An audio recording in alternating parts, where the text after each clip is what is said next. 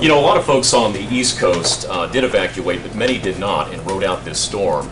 Does the fact the storm turned and they're okay now indicate that maybe they shouldn't be concerned in the future? Does it concern you that maybe they think that at this point? Yeah, I think everybody, first off, you have to take every storm seriously. And let's remember, we're not through this yet.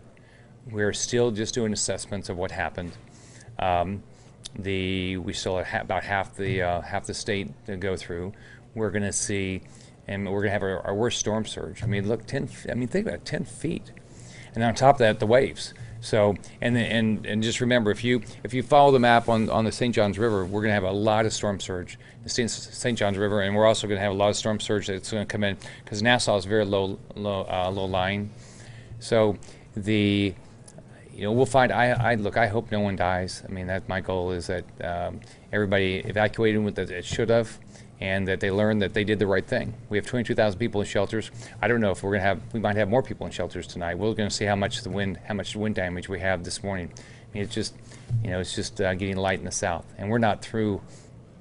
I talked to Sheriff Ivey, and he thought he could, just a few minutes ago, he could start going in the southern part, but even the northern part of his county is still getting big winds. So I've talked to both in St. Lucie. I've talked to both the sheriff and the emergency management director. I've not heard that. Fatalities? I've not heard of any fatalities.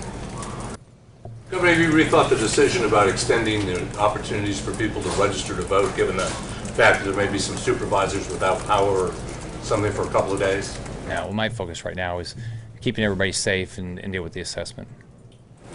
Anyone else? But as a follow-up, sir,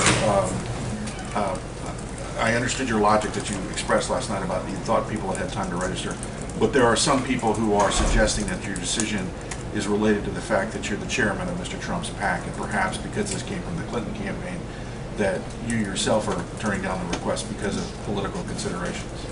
I'm focused on a storm. I'm focused on making sure every life is, we don't lose a life. That's what I'm focused on now. We're in the middle of a storm. I mean, so.